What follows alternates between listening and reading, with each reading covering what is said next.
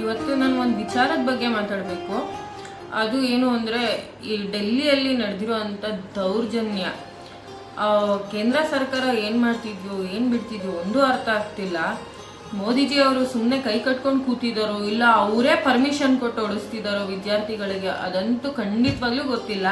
Neat ಪರೀಕ್ಷೆನ ಮತ್ತೆ repeat ಮಾಡಿದ್ರೆ ಏನಾಗುತ್ತೆ ಇವರಿಗೆ? ಒಂದು ನೀಟ್ ಪರೀಕ್ಷೆನ ಈ ಕಡೆ ಲೀಕ್ ಆಗಿದೆ ಅಂತ ಹೇಳಿ ಮತ್ತೆ ಇನ್ನೊಂದ್ಸಲಿ ಪರೀಕ್ಷೆ ಮಾಡಿದ್ರೆ ಎಷ್ಟು ಲಕ್ಷ ವಿದ್ಯಾರ್ಥಿಗಳದ್ದು ಭವಿಷ್ಯ ರೂಪುತ್ತೆ. ಆದರೆ ಇವ್ರು ಕೈ ಕಟ್ಕೊಂಡು ಕೂತಿದಾರ. ಎಜುಕೇಶನ್ ಮಿನಿಸ್ಟರ್, ನೀವೇನು ಮಾಡ್ತಿದ್ದೀರಿ ಕೂತ್ಕೊಂಡು ಅಲ್ಲೇನು ಏನು ಮಾಡ್ತಿದ್ದೀರಾ ಅಂತ ಗೊತ್ತಾಗ್ತಿಲ್ಲ ನನಗೆ. ದಯವಿಟ್ಟು ಆ ಎಜುಕೇಶನ್ ಮಿನಿಸ್ಟರ್ ಏನಿದ್ದೀರಾ, ಇಲ್ಲ ನಿಮ್ಮ ಕೈಲಾದರೆ ದೇಶಕ್ಕೋಸ್ಕರ ದುಡಿರಿ, ಇಲ್ಲ ಅಂದರೆ ನಿಮ್ಮ ಹೆಂಡತಿ ಮಕ್ಳ ಜೊತೆ, ನಿಮ್ಮ ಹೆಂಡತಿ ಮಕ್ಳು ಓದಿದಾರಲ್ಲ ಅವ್ರ ಜೊತೆ ಮನೆಯಲ್ಲಿ ಬೆಚ್ಚಿಗೆ ನೆಮ್ಮದಿಯಾಗಿ ಊಟ ಮಾಡ್ಬಿಟ್ಟು ಬಿತ್ಕೊಳ್ಳಿ. ಅದನ್ನ ಬಿಟ್ಟು ಲಕ್ಷಾಂತರ ವಿದ್ಯಾರ್ಥಿಗಳ ಭವಿಷ್ಯ ಯಾಕ್ರಿ ಹಾಳು ಮಾಡ್ತಿದ್ದೀರಾ? ಅದರಲ್ಲಿ ತುಂಬಾ ಲಕ್ಷಾಂತರ ವಿದ್ಯಾರ್ಥಿಗಳು ಪ್ರತಿಭಟನೆ ಕೂತಿದ್ದಾರೆ ಅಂದ್ಬಿಟ್ಟು ಯಾಕ್ರಿ ಅಷ್ಟೆಲ್ಲ ದೌರ್ಜನ್ಯ ಮಾಡ್ತಿದ್ದೀರಾ? ಅಷ್ಟೆಲ್ಲ ಯಾಕೆ ಹೊಡಿತಿದ್ದೀರಾ ನೀವು? ಅದ್ರ ಬಗ್ಗೆ ಒಂದು ಕ್ಲಿಪ್ಪಿಂಗ್ಸ್ ಇದೆ, ಕ್ಲಿಪ್ಪಿಂಗ್ಸ್ ನೋಡ್ಕೊಂಡು ಬನ್ನಿ, ಮತ್ತೆ ರಿಟರ್ನ್ ವಾಪಸ್ಸು ನಾನು ನಿಮಗೆ ಸಿಗ್ತೀನಿ, ಓಕೆನಾ?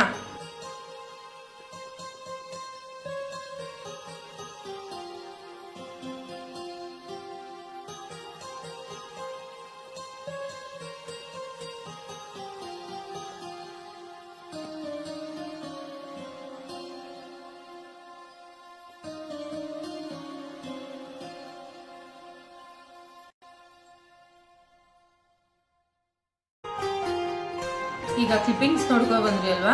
ಆ ಕ್ಲಿಪ್ಪಿಂಗ್ಸ್ ಅಲ್ಲಿ ಪೊಲೀಸವರು ಬಟ್ಟೆ ಮೇಲೆ ಬ್ಯಾಡ್ಜ್ ಇಲ್ಲ, ಮತ್ತೆ ಸಿವಿಲ್ ಡ್ರೆಸ್ ಅಲ್ಲಿ ಪೊಲೀಸರು ಇದ್ದಾರೆ. ಅವ್ರು ಪೊಲೀಸರು ಅಂತ ಗ್ಯಾರಂಟಿ ಇಲ್ಲ. ಇಲ್ಲಾಂದ್ರೆ ದುಡ್ಡು ಕೊಟ್ಬಿಟ್ಟು ಕೇಂದ್ರ ಸರ್ಕಾರನೇ ವಿದ್ಯಾರ್ಥಿಗಳಿಗೆ ಓಡಿಸ್ತಿದಾರ, ಬೇಕು ಅಂತ ಏನಾದ್ರು ಮಾಡ್ತಿದಾರ? ಇಲ್ಲ ಅವ್ರು ಪಾಕಿಸ್ತಾನದವರ?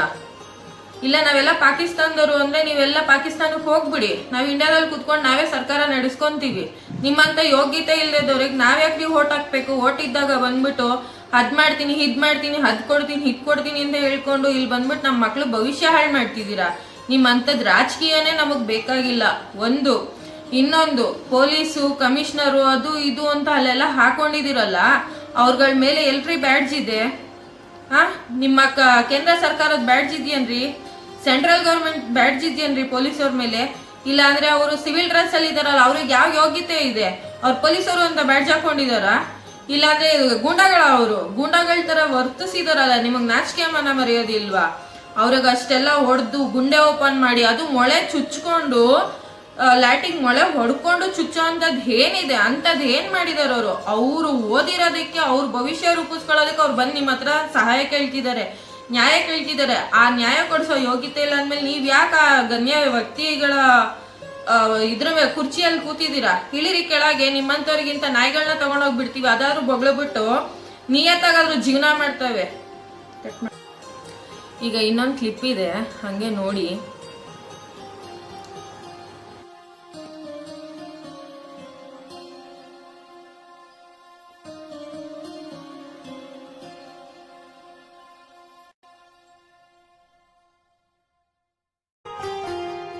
ಓಕೆ, ನೋಡ್ಕೊ ಬಂದ್ರಿ ಅಲ್ವಾ? ಧರ್ಮೇಂದ್ರ ಪ್ರಧಾನ್ ಅವರೇ ಇದ್ದೀರಲ್ಲ, ಕೂತಿದ್ದೀರಲ್ಲ ಅಲ್ಲಿ, ನಿಮ್ಮ ಮಕ್ಕಳು ಅಥವಾ ನಿಮ್ಮ ಮೊಮ್ಮಕ್ಕಳು, ನಿಮ್ಮ ಅಕ್ಕ ತಂಗಿರ ಮಕ್ಕಳು ಯಾರಾದ್ರೂ ಆ ಜಾಗದಲ್ಲಿ ಇದ್ದು ಅವ್ರಿಗೆ ಹೊಡಿತಿದ್ರೆ ಕೈ ಕಟ್ಕೊಂಡು ಗಪ್ಚುಪ್ ಅಂತ ಹಿಂಗೆ ಕೂರ್ತಿದ್ರ? ಇಲ್ಲಾಂದ್ರೆ ಅವ್ರಿಗೂ ನ್ಯಾಯ ಬೇಕು ಅಂತ ಹೋರಾಡ್ತಿದ್ರ? ನಿಮ್ಮನೆ ಮಕ್ಕಳಾದ್ರೆ ಮಕ್ಕಳು, ಇನ್ನೊಬ್ರು ಮನೆ ಮಕ್ಕಳಾದ್ರೆ ಮಕ್ಕಳಲ್ವಾ? ಆ ಮಕ್ಳು ಮುಖ ನೋಡ್ರಿ, 16 ವರ್ಷದ ಹುಡುಗಿ ಅಷ್ಟು ನ್ಯಾಯ ಕೇಳ್ತಿದೆ, ಮೀಡಿಯಾ ಮುಂದೆ ಬಂದು ಎದುರಿಸಿ ನಿಂತ್ಕೊಳಕ್ಕಾಗಲ್ಲ ಅಂತ ಮಗು ತುಂಬಾ ಹುಗಿತಿದ್ದಾಳೆ ಮೋದಿಯವರಿಗೆ. ನೀವೆಲ್ಲ ಏನ್ ಮಾಡ್ತಿದ್ದೀರಾ? ಆ ಮಕ್ಳು ಮುಖ ನೋಡೋದ್ರು ನಿಮಗೆ ಅಯ್ಯೋ ಅನ್ನಿಸ್ತಿಲ್ವಾ? ನಮಗೆ ಅಯ್ಯೋ ಅನ್ನಿಸ್ತಿದೆ. ಆ ಬುಂಡೆ ಹೊಡೆದಾಕದಂತೆ ಅಲ್ಲಿಂದ ಏನು ಕಸ ಎತ್ಕೊ ಬರ್ತಿದಾರ ಆ ಹುಡುಗನ. ಎಷ್ಟೋ ಹುಡುಗರು ಸುಸ್ತಾಗಿ ಜ್ಞಾನ ತಪ್ಪಿ ಎಲ್ಲ ಮಾಡಿ ಬಿದ್ದಿದ್ದಾರೆ. ಅವ್ರ ತಂದೆ ತಾಯಿಗೆ ಅಯ್ಯೋ ಅನ್ಸುತ್ತೆ, ನಮ್ಗಳಿಗೆ ನೋಡೋರಿಗೆ ಅಯ್ಯೋ ಅನ್ನಿಸ್ತಿದೆ. ನಿಮ್ಗೆ ಗಣ್ಯ ವ್ಯಕ್ತಿಗಳು, ನೀವೇನೋ ನಮ್ಮ ದೇಶ ಉದ್ಧಾರ ಮಾಡ್ತೀರಾ, ನಮ್ಮ ಮಕ್ಳು ಭವಿಷ್ಯ ರೂಪಿಸ್ತೀರಾ ಅಂತ ನಾವು ನಿಮ್ಗಳಿಗೆ ಓಟ್ ಹಾಕಿದೀವಲ್ಲ, ನಿಮ್ಗೆಲ್ಲ ಅಯ್ಯೋ ಅನ್ನಿಸ್ತಿಲ್ಲ ಅಲ್ಲ? ನಮ್ಗಳಿಗೆ ಓಟ್ ಬೇಕು, ನಮ್ಗಳು ದುಡ್ಡು ಬೇಕು, ನಮ್ಗಳು ಎಲ್ಲಾನು ಬೇಕು, ನಮ್ಗಳ ಭವಿಷ್ಯ ರೂಪಿಸಕ್ಕಾಗಲ್ಲ ಅಂದ್ಮೇಲೆ ನೀವು ಯಾಕ್ರಿ ಬೇಕು? ನೋಡ್ರಿ ಅಲ್ಲಿ ವಿಡಿಯೋನ, ನೀವುಗಳು ಜನಗಳೇ ನೋಡ್ತಿದ್ದೀರಲ್ಲ, ನೀವೇ ಸರಿಯಾಗಿ ಮಕ್ಕಕ್ಕೆ ಹೋಗಿರಿ.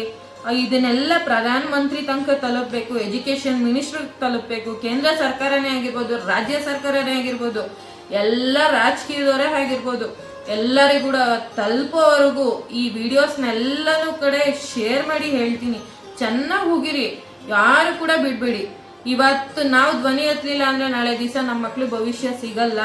ದಯವಿಟ್ಟು ನಮ್ಮ ಅಕ್ಕ ತಂಗಿರೇ ಆಗಿರ್ಬೋದು, ಇಲ್ಲ ನಮ್ಮ ಮಕ್ಕಳೇ ಆಗಿರ್ಬೋದು, ಇಲ್ಲ ನಿಮ್ಮ ಮಕ್ಕಳೇ ಆಗಿರ್ಬೋದು, ಪ್ರತಿಯೊಬ್ಬರಿಗೂ ಕೇಳ್ಕೊಂತಿರೋದು ಇಷ್ಟೇ. ಈಗ ಪೊಲೀಸವ್ರಿಗೂ ಅವ್ರಿಗೂ ಕೂಡ ಮಕ್ಳು ಇರ್ತಾರಲ್ವಾ, ಅವ್ರ ಮಕ್ಳು ನೀಟ್ ಎಕ್ಸಾಮ್ ಬರೀತಿದ್ರು, ಅವ್ರ ಮಕ್ಳನ್ನ ಬೆಚ್ಚಗೆ ಮನೇಲಿ ಕುಣಿಸ್ಬಿಟ್ಟು ಇಬ್ಬದಿದ್ದ ಮಕ್ಳಿಗೆಲ್ಲ ಹೊಡಿತಿದಾರಲ್ಲ, ಅವ್ರಿಗೂ ಕೂಡ ನಾಚಿಕೆ ಮನ ಮರೆಯೋದು ಏನಿಲ್ಲ. ಡೆಲ್ಲಿ ನಮ್ಮ ಇಂಡಿಯಾದ ಗೇಟು, ನಮ್ಮ ಇಂಡಿಯಾಗೆ ನಂಬರ್ 1 ಅದೇನೆ. ಎಂಟ್ರಿ ಗೇಟ್ ಅದು ಬೇರೆ. ಎಂಟ್ರಿ ಗೇಟಲ್ಲೇ ಈ ಥರ ಅಂದಮೇಲೆ ಈ ಅತ್ಯಾಚಾರ ಅದು ಇದು ಮಣ್ಣು ಮಸಿ ಎಲ್ಲ ಆಗ್ತಿದೆಯಲ್ಲ, ಅದಕ್ಕೆಲ್ಲ ಕುಮ್ಮಕ್ಕೆಲ್ಲ ನೀವೇ ಕೊಡ್ತಿರಂಗ ಆಗ್ಬಿಡುತ್ತೆ. ನೀವೇ ಈ ಥರ ದೌರ್ಜನ್ಯ ಮಾಡ್ಬೇಕಾದ್ರೆ ನಮ್ಮಂಥ ಹೆಣ್ಮಕ್ಳಿಗೆ ಎಲ್ರಿ ಇರುತ್ತೆ ಭವಿಷ್ಯ? ನಮ್ಮಂಥ ಹೆಣ್ಮಕ್ಳಿಗೆ ಎಲ್ಲಿ ಸಿಗುತ್ತೆ ನ್ಯಾಯ? ಯಾವುದೂ ಸಿಗಲ್ಲ. ಈ ಕಡೆ ಪರೀಕ್ಷೆನೂ ಇಲ್ಲ, ಈ ಕಡೆ ಹೆಣ್ಮಕ್ಳಿಗಾಗ್ಲಿ ಗಂಡ್ಮಕ್ಳಿಗಾಗ್ಲಿ ಜೀವನನೂ ಇಲ್ಲ. ಅವ್ರು ಇನ್ನೇನು ಸೂಸೈಡ್ ಮಾಡ್ಕೊಳ್ಳೋದಲ್ಲಂತೆ. ಶಿಕ್ಷಕರು ಈ ಕಡೆ ತೊಂದರೆ ಕೊಡ್ತಾರೆ, ಈ ಕಡೆ ನೀವು ಕೊಡ್ತೀರಾ. ಇನ್ ಯಾಕೆ ಬದುಕಬೇಕು? ಇಲ್ಲ ಎಲ್ಲರಿಗೂ ವಿಷ ಕೊಟ್ಬಿಡಿ, ಎಲ್ಲರೂ ಸತ್ತೋಗ್ಬಿಡೋಣ ತೆಗೆ, ನೀವೇ ಚೆನ್ನಾಗಿದ್ಬಿಡಿ.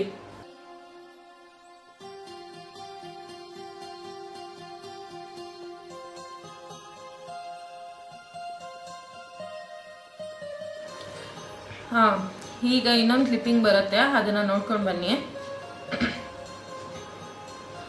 ನೋಡ್ಕೊಬಂದ್ರಿ ಅಲ್ಲ ಕ್ಲಿಪ್ಪಿಂಗ್ಸು. ನಾನು ಕೇಳ್ಕೊಳ್ಳೋದು ಇಷ್ಟೇ ಗುರು, ನಾನು ಇನ್ನೇನು ಕೇಳಲ್ಲ. ಈ ಕೇಂದ್ರ ಸರ್ಕಾರ, ರಾಜ್ಯ ಸರ್ಕಾರ, ಎಲ್ಲ ಜಿಲ್ಲೆ, ತಾಲೂಕು, ರಾಜ್ಯಗಳು, ಸ್ಟೇಟ್ಗಳು ಏನೇನಿದೆ ಆ ಸರ್ಕಾರದವ್ರಿಗೆಲ್ಲ ಒಂದೇ ಕೇಳ್ತಿರೋದು, ದಯವಿಟ್ಟು ಏನು ನಿದ್ದೆ ಮಾಡ್ತಿದ್ದೀರಾ, ಏನು ಕಬ್ಳಿಸ್ತಿದ್ದೀರಾ ಅದನ್ನೆಲ್ಲ ಬಿಟ್ಟು ವಿದ್ಯಾರ್ಥಿಗಳಿಗೆ ಮತ್ತೆ ಎಕ್ಸಾಮ್ ಅಂದರೆ ನೀಟ್ ಪರೀಕ್ಷೆ ಎಕ್ಸಾಮ್ ಆಗಬೇಕು. ದಯವಿಟ್ಟು ಈ ವಿಡಿಯೋ ಮುಖಾಂತರ ಎಲ್ಲ ವಿದ್ಯಾರ್ಥಿಗಳ ಪರವಾಗಿ ಕೈ ಮುಗಿದು ಬೇಡ್ಕೊತೀನಿ, ಮತ್ತೆ ನೀಟ್ ಎಕ್ಸಾಮ್ ಬರೀಲೇಬೇಕು, ಆಗಲೇಬೇಕು. ಇದಕ್ಕೆ ನ್ಯಾಯ ಸಿಗಬೇಕು ಅಂದರೆ ಈ ವಿಡಿಯೋಸ್ನ ಫುಲ್ಲು ಶೇರ್ ಮಾಡಿ. ದಯವಿಟ್ಟು ಆದಷ್ಟು ನೀವುಗಳು ಕೂಡ ವಿಡಿಯೋಸ್ ಮಾಡಿ ಧ್ವನಿ ಎತ್ತಿ ಎಲ್ಲ ಮಕ್ಕಳಿಗೂ ಎಲ್ಲ ವಿದ್ಯಾರ್ಥಿಗಳಿಗೂ ಒಂದು ಭವಿಷ್ಯಕ್ಕೋಸ್ಕರ ನಮ್ಮ ಕೈಲಾದಷ್ಟು ನಾವು ಧ್ವನಿ ಎತ್ತಿ ನಿಲ್ಲೋಣ. ದಯವಿಟ್ಟು ಸಪೋರ್ಟ್ ಮಾಡಿ.